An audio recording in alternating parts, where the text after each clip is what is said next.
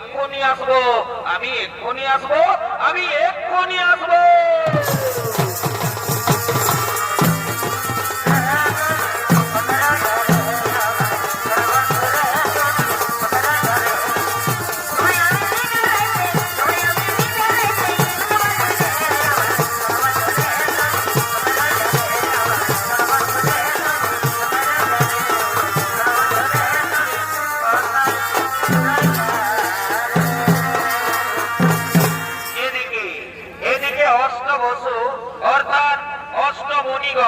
তারা চলেছে মহামণি বৈশিষ্ট্যের অতি মনোরমা আশ্রম দর্শন করার জন্য সুমেরু পর্বতের দিকে।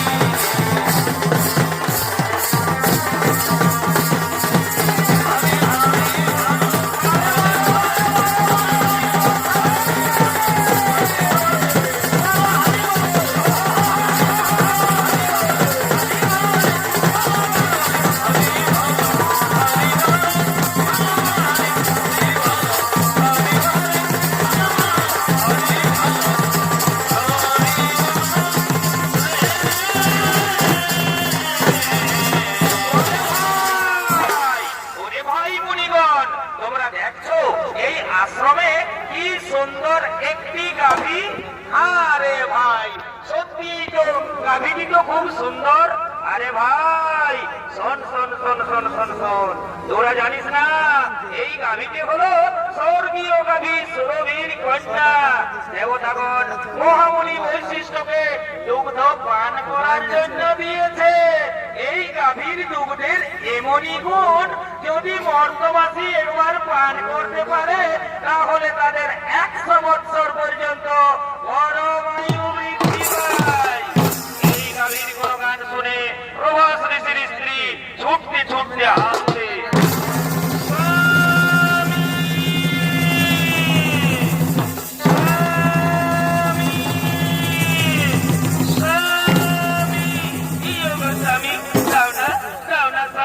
এই গাভীটি তুমি আমায় হরণ করে দাও, এই গাভীটির আমার ভীষণ প্রয়োজন। এই গাভীটি আমি মর্তলোকে নিয়ে যাব, আমার প্রিয় বান্ধবীকে এই গাভীটি উপহার দেব। দাও দাও স্বামী দাও, এই গাভীটি তুমি আমায় হরণ করে দাও। না প্রিয়ে না, এই গাভী আমি হরণ করতে পারবো না। তাছাড়া আমরা মুনি ঋষিগণ এই গাভী হরণ করে আমরা কি করব?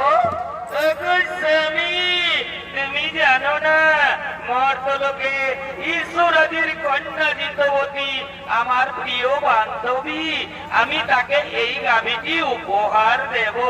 দাও দাও স্বামী দাও, এই গাভীটি তুমি আমায় হরণ করে দাও। ওরে ভাই মুনিগণ, তোমরা বলো তো আমি এখন কি করব? শোনো শোনো প্রভাস ঋষি, তুমি কি করবে তাই আমরা বলতে পারবো না, তবে এটা আমরা বলতে পারি এই গাভী তুমি যদি হরণ করো তাহলে মহামুনি বৈশিষ্ট্য আমাদের কাউকেই ছাড়বে না। স্বামী তুমি না বলো না স্বামী, দাও দাও স্বামী দাও, এই গাভীটি তুমি আমায় হরণ করে দাও। ওরে ভাই মুনিগণ, তোমরা একটু দাঁড়াও, আমি এক্ষুনি এই গাভীটি হরণ করে নিয়ে যাচ্ছি। হ্যাঁ চলো এক্ষুনি আমরা এই গাভীটি হরণ করে নিয়ে যাচ্ছি। আম্মা আম্মা আম্মা।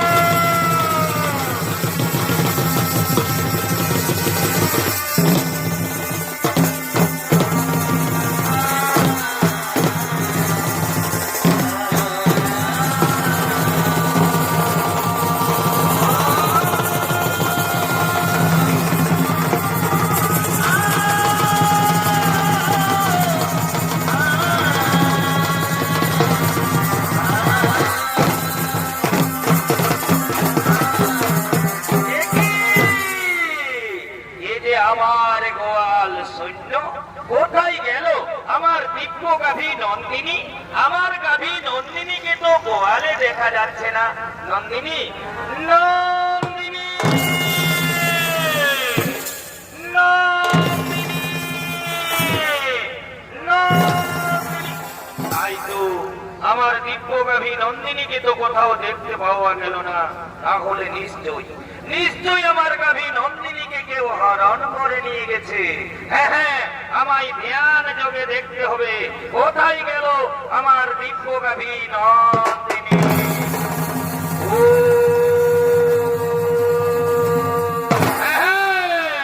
বুঝতে পেরেছি অষ্টবসু, তোমরা এসেছিলে আমার অতি মনোরমা আশ্রম দর্শন করার জন্য। তোমরা আমার দিব্য গাভী নন্দিনীকে হরণ করে নিয়ে গেছো মর্তলোকে। যাও, আমি তোমাদের অভিশাপ দিচ্ছি, মর্তলোকে মানব কুলে জন্ম নেবে তোমরা।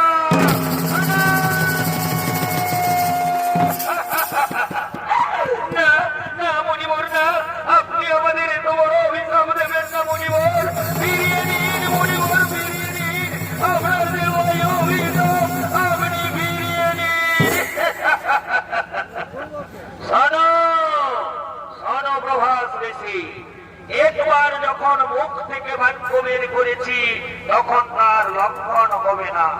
অভিশাপ তোমাদের পড়বে, তোমাদের মর্তলোকে মানব কুলে জন্ম নিতেই হবে। মর্তলোকে যদি আমাদের মানব কুলে জন্ম নিতেই হয় তাহলে আপনি আমাদের মুক্তির উপায় বলে দিন। শোনো শোনো প্রভাস ঋষি,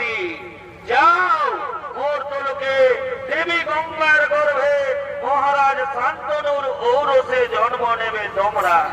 বাকি 7 জন ঋষি যারা তোমার সঙ্গে ছিল তাদের অপরাধ একটু কম, তাই তারা জন্মের পরেই মুক্তি লাভ করে ফিরে আসবে এই গোলকে।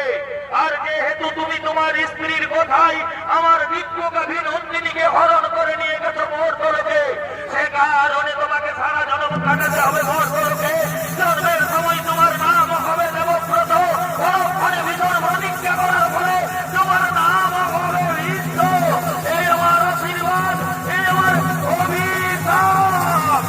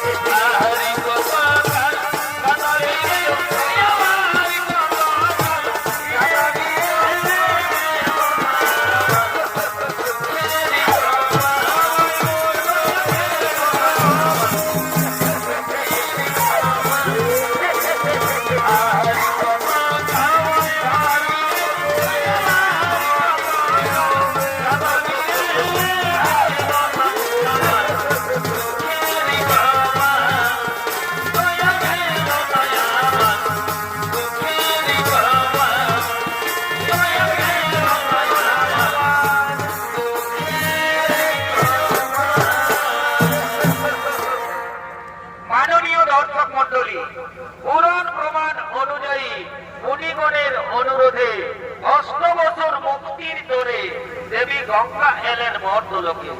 মহারাজ শান্তনুর ঔরসে দেবী গঙ্গার গর্ভে জন্ম নিলেন 8 বছর। 8ম গর্ভে জন্ম নিলেন মহামুনি প্রভাস ঋষি।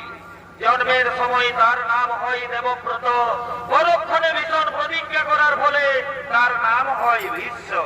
আর এদিকে কাশীরাজের কন্যা অম্বা, সে সভাধিপতি শৈলরাজের প্রেমে পড়েছে। তাই সভাধিপতি শৈলরাজ ছুটে চলেছে অম্বার সঙ্গে দেখা করার জন্য নির্জনে।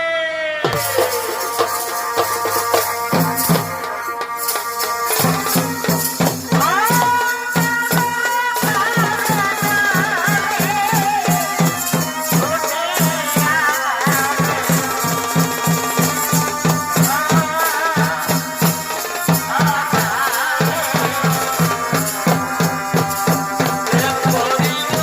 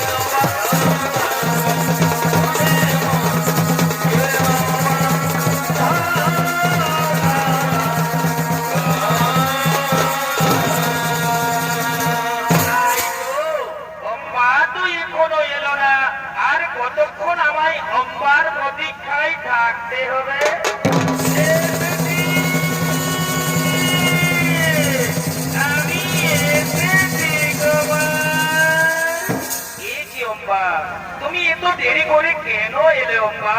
অম্বা, তুমি কি বলতে পারো অম্বা, আর কতদিন আমাদের এইভাবে লুকিয়ে লুকিয়ে প্রেম করতে হবে? না কুমার, আর আমাদের এইভাবে লুকিয়ে লুকিয়ে প্রেম করতে হবে না। আগামী কালই তো আমার স্বয়ংবর সভা, আপনি আমার স্বয়ংবর সভায় যাবেন। আমি আপনার গলায় মালা দিয়ে আপনাকে আমি স্বামী রূপে বরণ করে নেব কুমার। অম্বা, তুমি সত্যি বলছো তো অম্বা? তুমি আমার গলায় বরমাল্য দিবে তো? হে কুমার, যার সঙ্গে আমার এতদিন থেকে ভালোবাসা, আমি তাকে ছাড়া কি অন্য কোনো পুরুষের গলে মালা দিতে পারি কুমার? তাই তুমি আমার, তুমি আমার, তুমি আমার। অম্বা, জানো অম্বা, আজ আমার কি আনন্দ করছে অম্বা, আজ আমাকে আনন্দে নাচতে ইচ্ছে করছে অম্বা। সত্যি বলছে কুমার, আমারও তাই, আজ আমায় আনন্দে গাইতে ইচ্ছে করছে।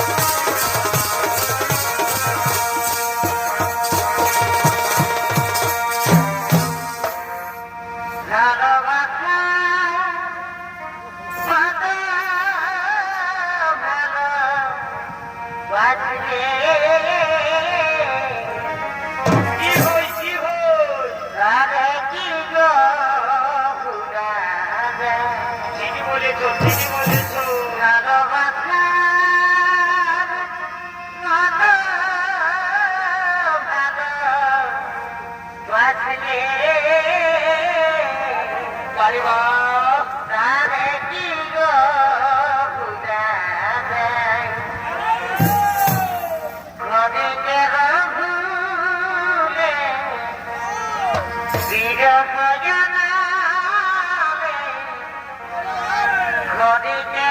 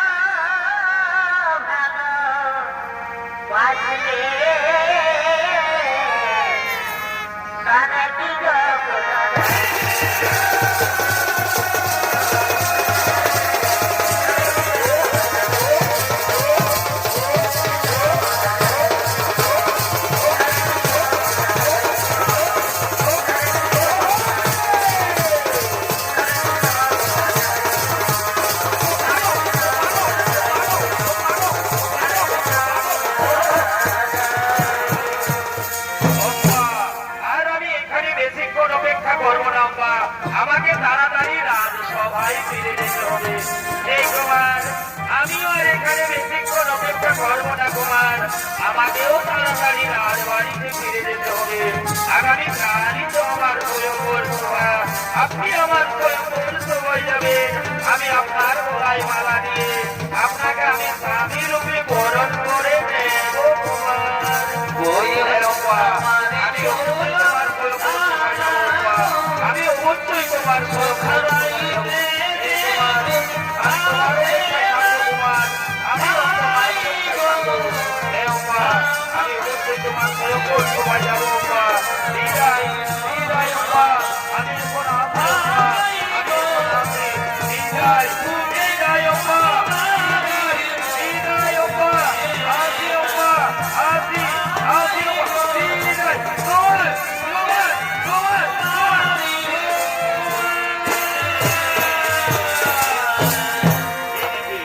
এদিকে কাশীরাজের তিন কন্যা অম্বা, অম্বিকা ও অম্বালিকা। কাশী মহারাজ তিনি তার তিন কন্যার করেছেন স্বয়ংবর সভার আয়োজন। দেশ বিদেশ রয়েছে নিমন্ত্রণ। দেশ বিদেশ থেকে রাজা রাজপুত্রগণ তারা স্বয়ংবর সভায় করছেন আগমন।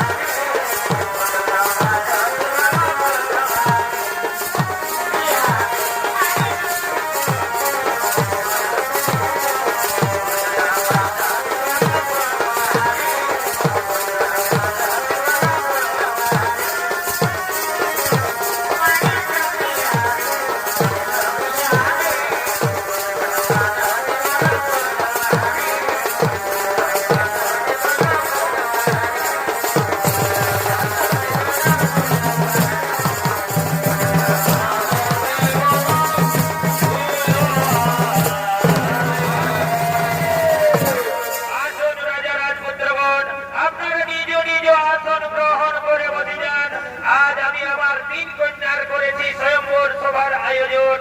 এক্ষুনি আমার তিন কন্যা এই স্বয়ম্বর সভায় করবে আগমন।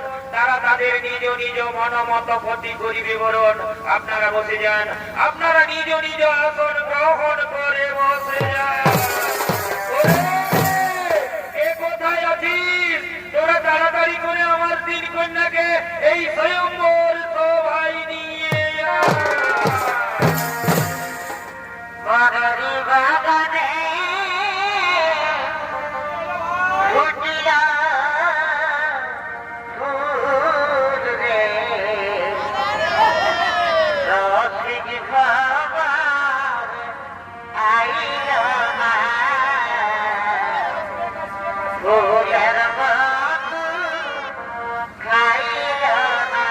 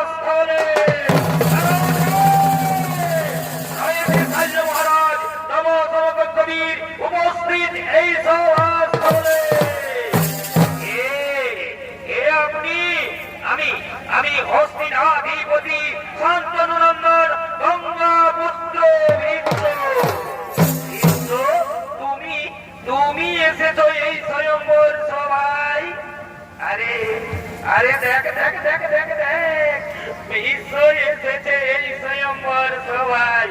বিশ্ব আমার ৮০ বছর বয়সে নিজেকে যুবক প্রমাণ করার চেষ্টা করছে রে। আরে ভাই শোন শোন শোন শোন, আমার মনে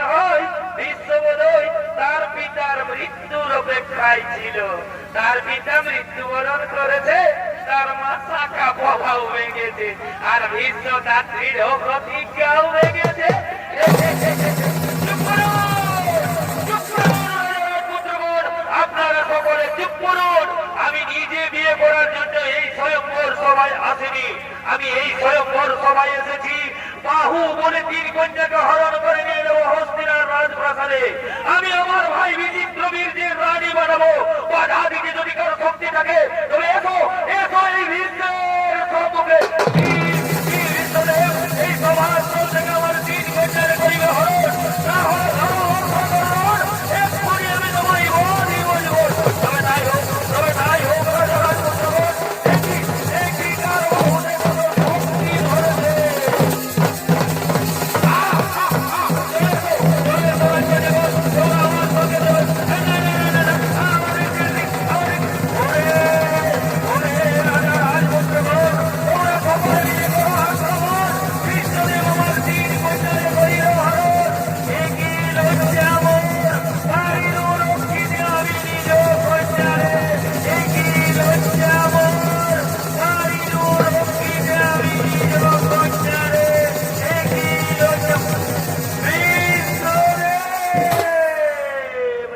বিশ্বদেব, আপনি আমার হাত ধরে ভুল করেছেন। বিশ্বদেব, আমি যে সভাধিপতি শল্যরাজকে ভালোবাসি, সেও আমায় ভালোবাসে। আমি তার ভাগদত্তা স্ত্রী, আপনি আমায় তার কাছেই পৌঁছে দিন। বিশ্বদেব, সে কি অম্বা, এ কথা তুমি আগে বলনি কেন? বিশ্বদেব, অনুগ্রহ করে আপনি যদি সেখানে বীরত্ব দেখাতে উপস্থিত না হতেন, তাহলে আমি মহারাজ শাল্যের গলে মালা দিয়ে আমি তাকে স্বামী রূপে বরণ করে নিতাম। সেও আমায় ভালোবাসে, আমিও তাকে ভালোবাসি। আমি তার বাগদত্তা স্ত্রী, আপনি আমায় তার কাছেই পৌঁছে দিন। বিশ্বদেব, হ্যাঁ, চলো চলো, আমি তোমাকে মহারাজ শাল্যের কাছেই পৌঁছে দেওয়ার ব্যবস্থা করবো। চলো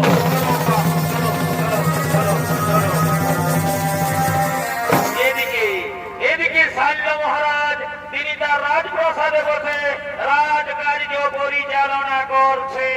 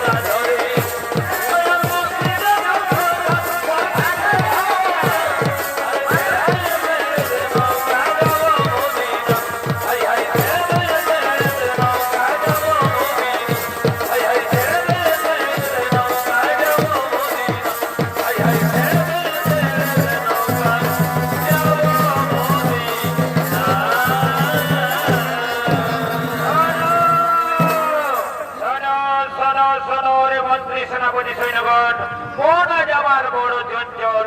আজ সবার কাজ কিছু হবে না। আজ তোমরা নিজ নিজ কক্ষে ফিরে যাও। আজ আমায় একটু একা থাকতে দাও। যাও যাও মন্ত্রী সেনাপতিগণ, তোমরা নিজ নিজ কক্ষে ফিরে যাও। আজ আমায় একটু একা থাকতে দাও। আজ আমায় একটু একা থাকতে দাও।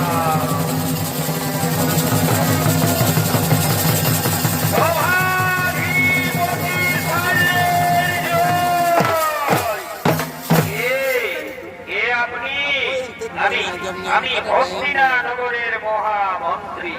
এই নিন মহারাজ, আপনার বাগদত্তা স্ত্রীকে আপনার কাছে পৌঁছে দিয়েছি। আপনি একে গ্রহণ করুন। আমি এখন আসি মহারাজ, আমি এখন আসি।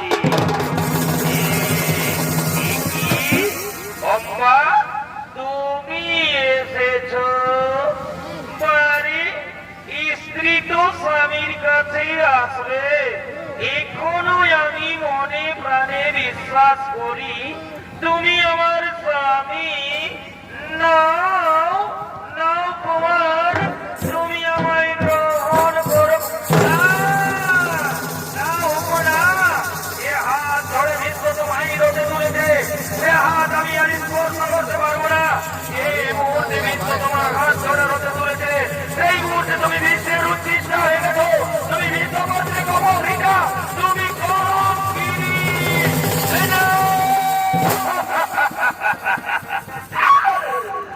ও প্রিয় তোমাদের কলঙ্ক সাল্যরাজ, আজ আমায় বলছে কলঙ্কিনী। আমি আবারও বলছি, এ হাত ধরে বিশ্ব তোমায় রোদে তুলেছে। এ হাত আমি স্পর্শ করতে পারবো না। যে মুহূর্তে বিশ্ব তোমার হাত ধরে রোদে তুলেছে, সেই মুহূর্তে তুমি বিশ্বের উচ্ছিষ্ট হয়ে গেছো। তুমি বিশ্বমন্ত্রী অপহৃতা। এই অপহৃতা নারীকে মহারাজ পাইল কোনদিন গ্রহণ করবে না। তুমি তোমার বিশ্বদেবের কাছেই ফিরে যাও। তুমি তোমার বিশ্বদেবের কাছেই ফিরে যাও।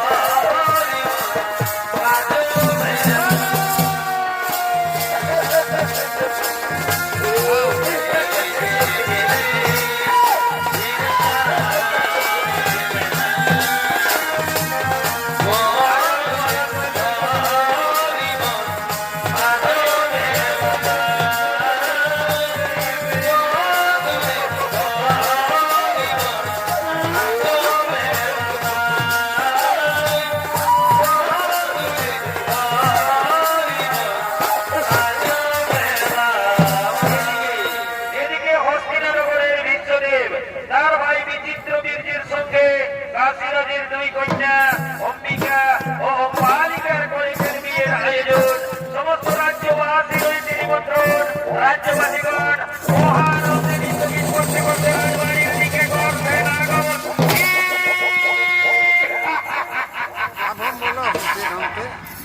আরে ভাই কি মজা রে ভাই কি মজা এইটার নামেই তো বিয়াগর যত পারবি ফুর্তি কর বিয়া ঘরে কর রাজা ঘরে আর গরিব ঘরে এই লাল আর এই সাদা এগুলা চলবে ডিজে বাজবে আর নাচ খেলে হবে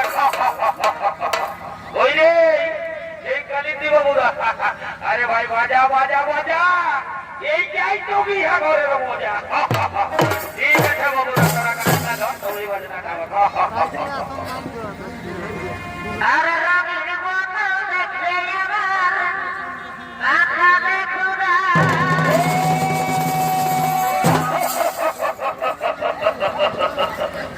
আরে ভাই এই রঙিন মালটা হচ্ছে বিদেশি মাল বুঝলেন এই মালটা ঢুকে দিতে দিতে না আমাকে শ্রদ্ধা করে দেই কামাল।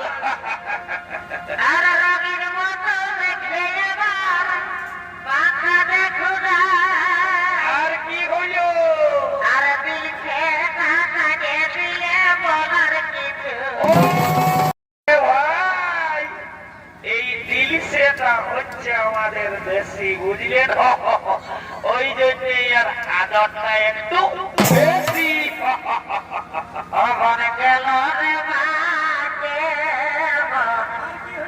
গেল রে বাটে নাকে দুকে খাটে দিব আজ রাতে আরে বাহ সারা দিন ঘরে যাবি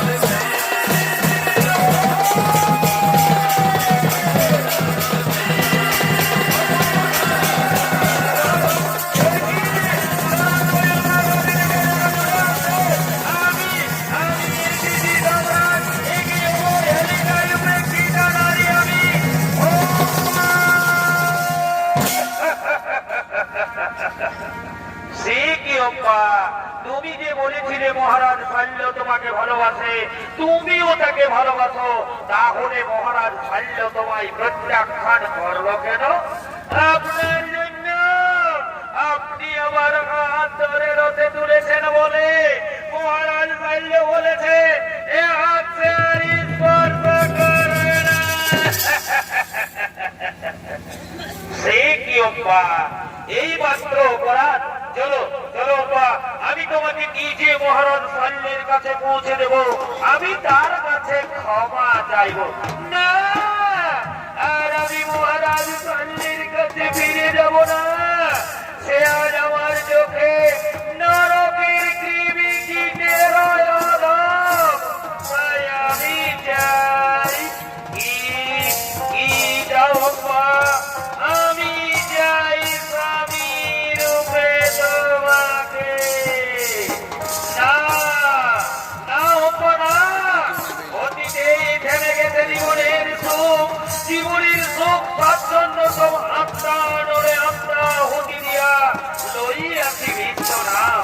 পূর্বে প্রতিজ্ঞা করিয়াছি আমি জীবনে কখনো বিয়ে করব না। তাই তো আজ আবারও বলি, এই পৃথিবীতে যতই রমণী সকলই আমার জননী। তাই জননী পদে বুঝি তোমায় করি নমস্কার। আজি হতে দূর হোক তোমার আমার মধ্যে মহায় অন্ধকার। ঈশ্বরে ঈশ্বরে মানিব না আমি, লইব প্রতিশোধ, করিল প্রতিজ্ঞা। জ্বলন্ত অগ্নিকুণ্ডে প্রাণ বিসর্জন দেব, পুনরায় জন্ম নেব। শ্রীকর্ষী রূপে আমি তোমায় কুরুক্ষেত্রের মাঠে দর্শন দেব। আর সেদিন হব আমি তোমার মৃত্যুর কারণ। তুমি বানে বানে জর্জরিত হয়ে যন্ত্রণায় ছটফট করতে করতে সারা শয্যায় লুটিয়ে পড়বে, কিন্তু মৃত্যু হবে না তোমার। দিনে দিনে মরবে তুমি, এ হলো অম্বার অভিশাপ। দিনে দিনে মরবে তুমি, এ হলো অম্বার অভিশাপ। দিনে দিনে মরবে তুমি, এ হলো অম্বার অভিশাপ। না অম্বা না, তথাপি ভাঙিবে না কভু এই বিশ্বের প্রতিজ্ঞা। তথাপি ভাঙিবে না কভু বিশ্বের প্রতিজ্ঞা। তথাপি ভাঙিবে না কভু এই বিশ্বের প্রতিজ্ঞা।